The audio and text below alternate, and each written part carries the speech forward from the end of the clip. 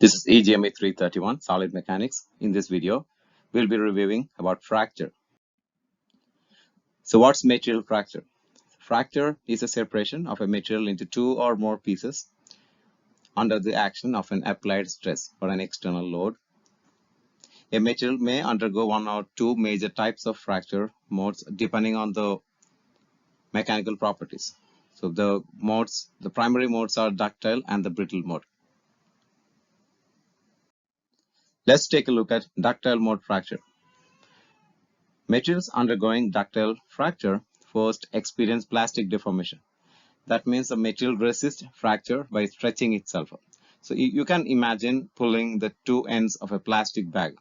The bag stretches by a considerable amount before it eventually tears and becomes two pieces. So the ductile fracture is a type of fracture characterized by extensive plastic deformation or necking. And this usually happens prior to the actual fracture itself.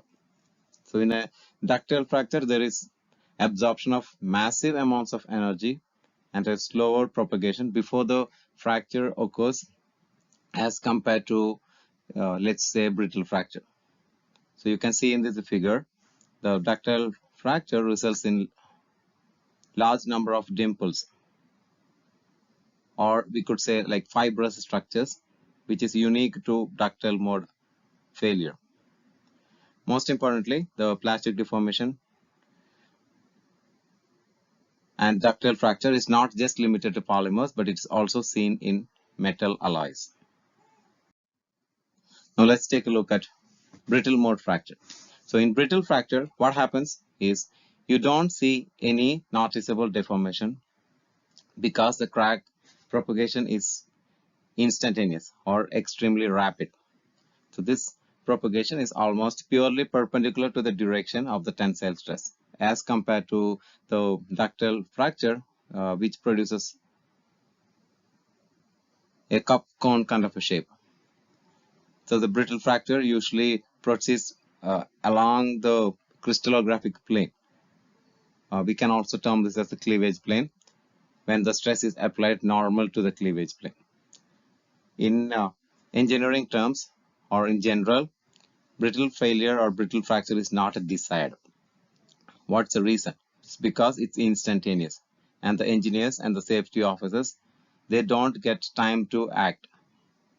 So the failure acts without any warning and the material breaks. In the case of ductile fracture, the material tends to elongate and it decreases the cross section, leading to necking, and that gives us sufficient time. However, in case of brittle fracture, there is little, if not no warning given before the actual fracture happens. Consequently, one of the first things after the fracture happens, the first thing the engineers or the material scientist wants to evaluate is whether the fracture happened through ductile mode or brittle mode.